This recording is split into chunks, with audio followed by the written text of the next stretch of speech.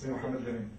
آخر جوابكم شفتم قضية الجزائر، وطبعا البوليساريو هنالك جهات أخرى تتحكم في قرارهم وأخبروا الجزائر المدركة. هل هذا الحوار اللي أرسيتم مع الصحراويين أرسيتم مع الجزائر أو في جهات أخرى يعني وزارة الخارجية أو جهات أخرى كيف بهذه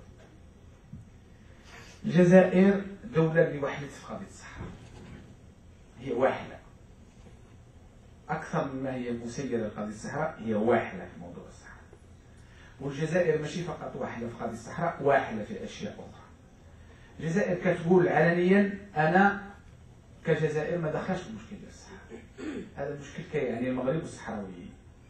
كتقولها الأمم المتحدة، كتقولها واشنطن، كتقولها باريس، كتقولها مدريد، كتقولها الجامعة العربية. أنا ما دخلش في قضية الصحراء، حنا بغينا ناخذوها بهذا الشيء. انت الجزائر انت خوتنا، انت جارتنا، انت والمغرب كيف انت اللي بغينا نبنوا معاك المغرب العربي، انت اللي بغينا نبنوا معاك المستقبل والحاضر. احنا سيدي مستعدين نقبلوا بانك ما دخلش في القضيه وبغيناك ما تدخليش في القضيه، ولكن كنطلبوا منك واحد القضيه.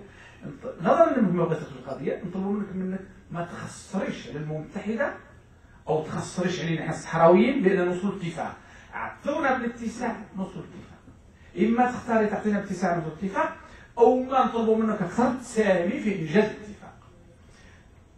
الى حد الان الجزائر موقفها باقي ساكت في هذا الاتجاه. انا كنطلب بطبيعه الحال اللقاء ديال الرئيس بوتفليقه في هذا الاتجاه باش نقول له بانه حنا الصحراويين باقيين ذا الحال.